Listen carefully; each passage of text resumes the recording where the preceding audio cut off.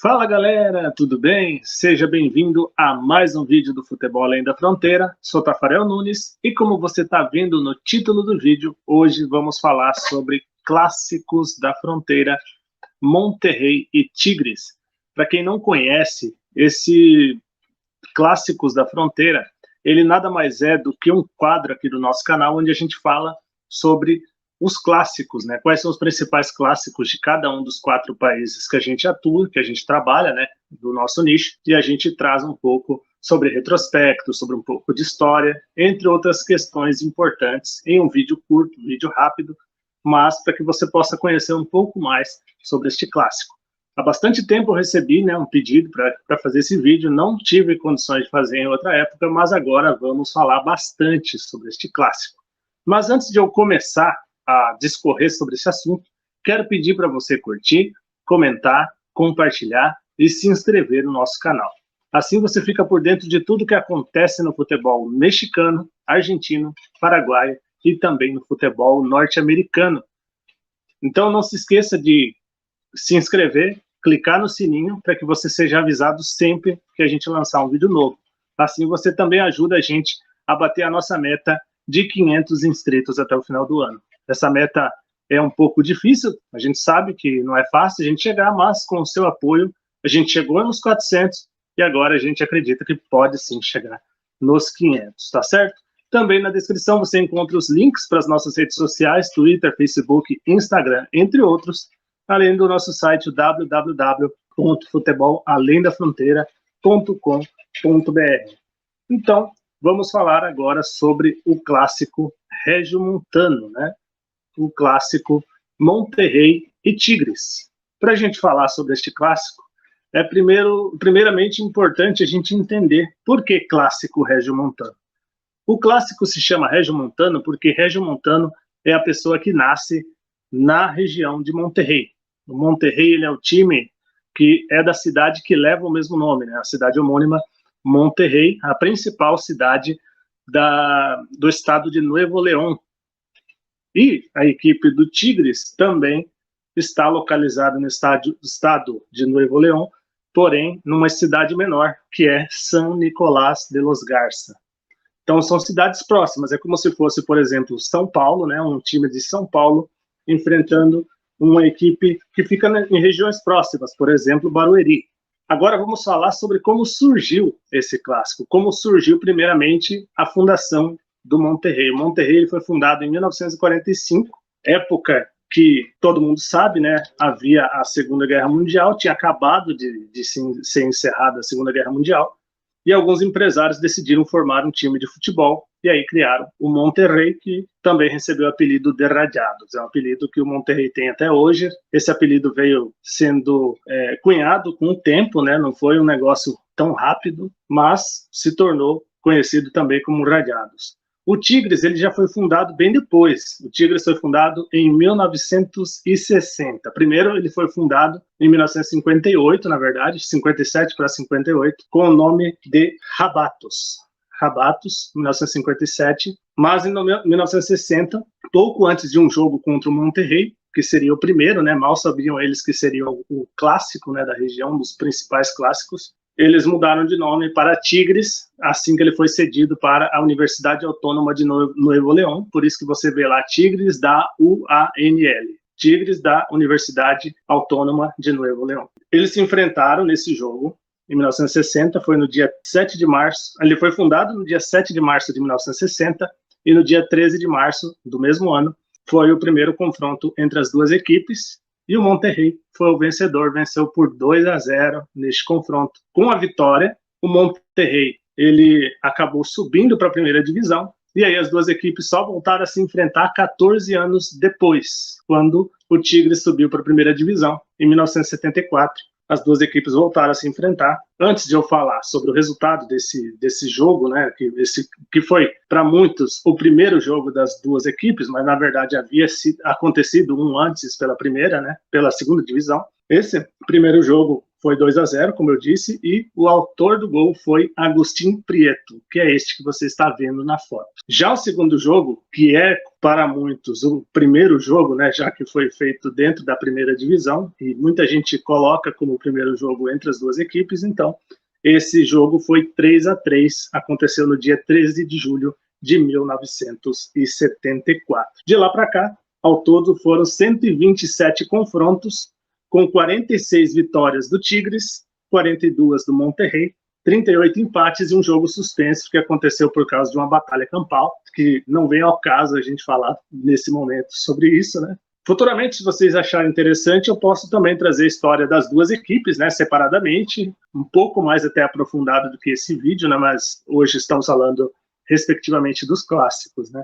Então, como eu disse, foram 127 confrontos ao todo, mas se for contado apenas desse novo formato do campeonato mexicano, que é com apertura, clausura e os campeonatos que existem agora no campeonato mexicano, aí você pode contar aí com 58 jogos, 22 vitórias para o Tigres, 17 vitórias para o Monterrey, mais 19, na verdade, 19 empates. Então, é um confronto bastante equilibrado, tem um pouquinho mais de vantagem para o Tigres, mas normalmente é um confronto equilibrado. Agora vou falar sobre o retrospecto das duas equipes em finais. Quem leva a melhor em finais? As duas equipes, apesar de ser um clássico muito importante, ter decidido em outras competições, em mata-matas e tudo mais, eu estou contando aqui apenas as disputas de títulos.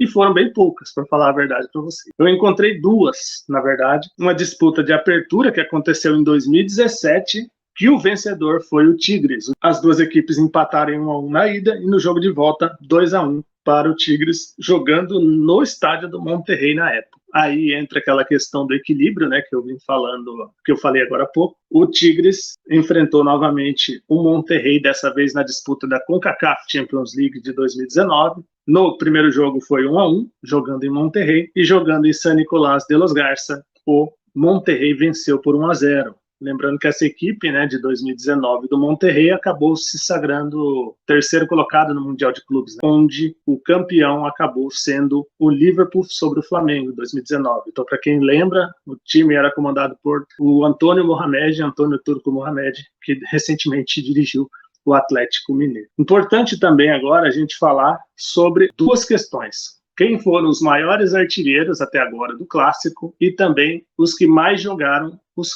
o Clássico regiomontano. Vamos lá para a artilharia, eu não vou trazer todos os nomes, se você quiser que eu traga em um vídeo futuro, eu trago. Vou trazer os dois primeiros, que coincidentemente são um de cada equipe, e o primeiro deles, em primeiro lugar, é um brasileiro que pouca gente fala, pouca gente conhece, né? Um jogador que há muitos anos jogou no Monterrey, foi muito importante na equipe do Monterrey, posso até trazer a história dele no futuro, que é o Mário Mota Souza, conhecido por Bahia. Ele fez 11 gols no Clássico. E em segundo lugar aparece André Pierre Gignac, o francês, que ainda segue jogando pelo Tigres e pode já encostar ou até ultrapassar o Mário Mota Souza, já que eles se enfrentam agora neste sábado. Então vamos aguardar aí se ele realmente vai conseguir passar ou vai seguir ainda atrás do brasileiro. Bom, e como eu falei, né, clássicos disputados, quem são os jogadores que mais disputaram o clássico? Eu trago para vocês aqui, então, ele em primeiro lugar está Jesus Arellano, jogador que atuou 31 vezes no Clássico regiomontano. Já na segunda colocação, aparecem duas pessoas. Um deles é o Ayala e o outro é o Tomás Boy, com 26 atuações. É importante que você que não conhece o Tomás Boy, eu fiz um texto recentemente, né, que ele faleceu no início desse ano. Eu fiz um texto falando sobre Tomás Boy. Então, se você não conhece muito sobre ele, a importância que ele teve para o Tigres, eu fiz um textinho aí, não é um texto tão completo, mas foi um texto assim que eu fiz para falar sobre o falecimento dele. Então, se você tiver interesse, eu vou colocar no link fixado aqui embaixo, para que você tenha acesso a isso, e também no card aqui em cima, tá certo? E para a gente já ir para o nosso encerramento, eu vou trazer mais duas questões importantes. Quem é o técnico com mais atuações nas duas equipes? É interessante, né? Ó, temos aqui, em primeiro lugar, já falamos de um brasileiro, agora vamos falar de mais um.